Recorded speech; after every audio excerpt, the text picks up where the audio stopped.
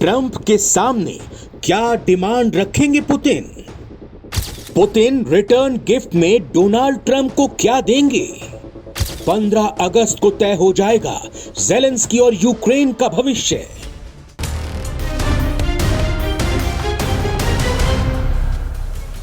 Alaska की meeting में रूस यूक्रेन युद्ध को रोकने के लिए पुतिन और ट्रंप के बीच कौन सी बड़ी डील होने जा रही है जिससे अमेरिका का खजाना भर जाएगा? यूक्रेन से युद्ध खत्म करने के बदले रूस क्या चाहेगा?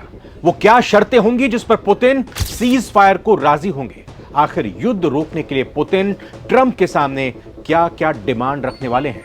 और जब बात यूक्रेन के भविष्य की हो रही है तो पुतिन ट्रंप की मीटिंग से ज़ेलेंस्की साइडलाइन क्यों कर दिए गए? आज अमेरिका ने इसका भी जवाब दे दिया है। और हां, यूक्रेन के साथ यूरोप के 26 देश साथ आ गए हैं तो रूस के राष्ट्रपति पुतिन ने भी नॉर्थ कोरिया के अपने दोस्त किम जोंग उन से फोन पर बात करके उन्हें पूरी अपडेट दी है। तो इन्हीं सभी खबरों पर आइए एक एक करके बात करते हैं। नमस्कार, नवभारत टाइम्स आप देख रहे हैं, मैं रविंद्र सिंह आपके साथ, और ये वक्त हुआ है सारी दुनिया का। तो सीधा बिना लेफ्ट राइट किए पॉइंट पर आते हैं और जानते हैं कि आखिर पुतिन चाहते क्या है। जी हां, तो पुतिन का मानना है कि यूक्रेन के डोनेस्क, लुहांस्क समेत पूर्वी यूक्रेन के हिस्से रूस की ऐतिहासिक और सांस्कृतिक धरोहर हैं जिन्हें वो रूस के प्रभाव क्षेत्र में देखना चाहते हैं, अपने देश में शामिल करना चाहते हैं। ये उनका सबसे पहला टारगेट है। पुतिन का लक्ष्य है यूक्रेन के कम से कम 4 प्रमुख क्षेत्रों डोनेस्क, लुहांस्क, खेरसोन और जापोरिजिया को आधिकारिक तौर पर रूस में शामिल करना है, उसमें मिलाना है, जिससे इन्हें भविष्य में कोई भी पश्चिमी समर्थन ना मिल सके और ये यूक्रेन से अलग हो जाएं और रूस का आर्थिक सामरिक दबदबा इस क्षेत्र में रहे। रूस वर्तमान में यूक्रेन के लगभग 19% हिस्से पर तो कब्जा कर ही चुका है, जिसमें क्रीमिया और डॉनबास क्षेत्र के कुछ हिस्से शामिल हैं जिन्हें उसने फरवरी 2022 में पूर्ण पैमाने पर आक्रमण से पहले हथिया लिया था। राष्ट्रपति ट्रंप ने कहा कि उन्हें यूक्रेन के लिए प्रमुख क्षेत्र वापस मिलने की उम्मीद है। हालांकि ये अनिश्चित है कि राष्ट्रपति पुतिन किस बात पर सहमत होंगे। यानी कि एक तरफ पुतिन ये ठान चुके हैं कि उन्हें ये हिस्से अपने देश में रूस में शामिल करने हैं, यूक्रेन को नहीं लौटाने हैं। वहीं ट्रंप ये मानकर चल रहे हैं कि समझौता होगा और दोनों ही देश अदला बदली कर लेंगे। लेकिन पुतिन की तो बात हुई, ट्रंप रूस से क्या मांग कर सकते हैं? क्या कुछ डिमांड ट्रंप की तरफ से भी रूस से होगी? तो बिल्कुल होगी। ट्रंप के लिए वर्तमान में रूस से बड़ा खतरा चीन है और खासकर रेयर अर्थ मिनरल्स के क्षेत्र में जहां चीन का दबदबा है। ट्रंप ये चाहते हैं कि अमेरिका इस क्षेत्र में अपनी स्थिति मजबूत करे। इस साल की शुरुआत में ऐसी खबरें आई थी कि रूस ने अमेरिका को खनिज निकालने में सहयोग की पेशकश की थी। ट्रंप इस मुलाकात में रूस से आर्कटिक संसाधनों जैसे तेल की कीमतों में कमी लाने में मदद करने और द्विपक्षीय व्यापार समझौते की मांग कर सकते हैं। क्या ट्रंप और पुतिन इस युद्ध को खत्म करने में कामयाब होंगे या ये मीटिंग केवल एक राजनयिक प्रदर्शन बनकर रह जाएगी? ये तो वैसे समय ही बताएगा। लेकिन ट्रंप भी ये चाहेंगे कि रेयर अर्थ मिनरल्स की निर्भरता जो चीन पर अमेरिका की हो रही है वो एक डील करें जिसमें रूस उनके साथ आए, रूस राजी हो जाए रेयर अर्थ जो पदार्थ हैं वो अमेरिका को सौंपने के लिए। तो पुतिन ट्रंप की मीटिंग में ज़ेलेंस्की को क्यों साइडलाइन कर दिया गया है, इसका भी जवाब तलाशते हैं। इस शांति वार्ता में यूक्रेन के राष्ट्रपति ज़ेलेंस्की को शामिल नहीं किया गया।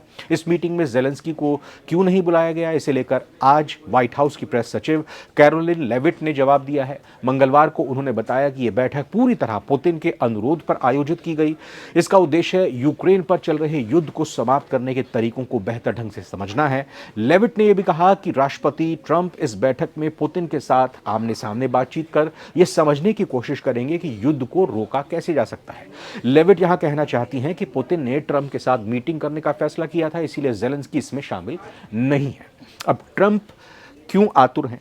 ट्रंप युद्ध को क्यों रोकना चाहते हैं? रूस और यूक्रेन के युद्ध के रुकने के बाद ट्रंप को क्या फायदा होगा? 24 फरवरी साल 2022 को रूस द्वारा यूक्रेन पर हमले के साथ यह युद्ध शुरू हुआ।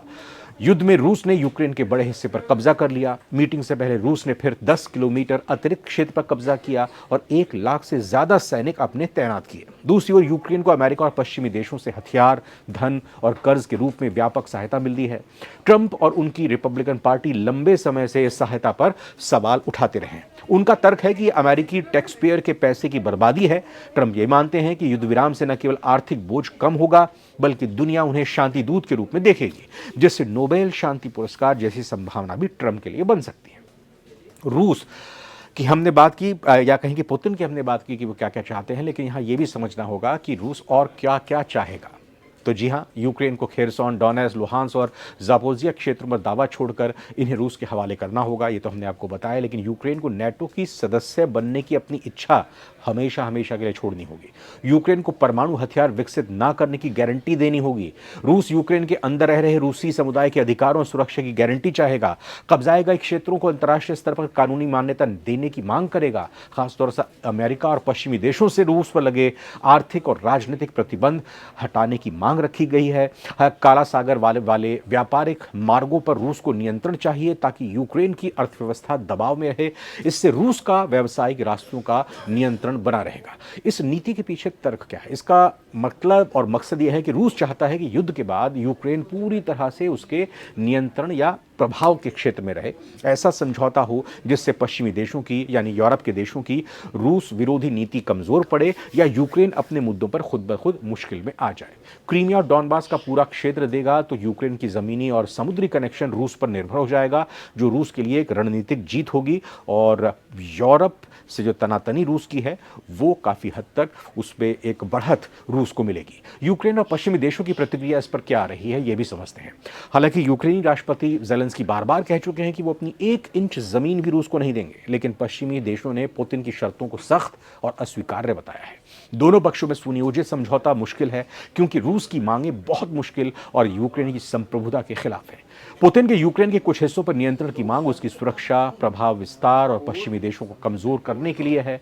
युद्ध रोकने के लिए रूस की शर्तें कठोर हैं, जिनको मानना यूक्रेन के लिए बहुत मुश्किल हो सकता है। इसलिए फिलहाल स्थायी शांति के यानी परमानेंट शांति के आसार कम ही नजर आ रहे हैं। हाँ, लेकिन अगर थोड़ी दिनों का भी अगर युद्ध विराम हो जाता है तो एक बड़ी जीत कहा जा सकता है। लेकिन इस बीच अगर यूरोप के 26 देश 27 में से 26 देश यानी हंगरी को छोड़कर पुतिन के दुश्मन यानी ज़ेलेंस्की और यूक्रेन के साथ है तो पुतिन के भी दोस्त हैं। पुतिन के दोस्त नॉर्थ कोरिया के शासक किम जोंग हैं।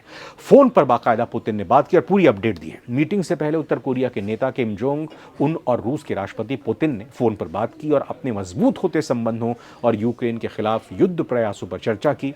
दोनों देशों के सरकारी मीडिया ने बुधवार को ये जानकारी दी।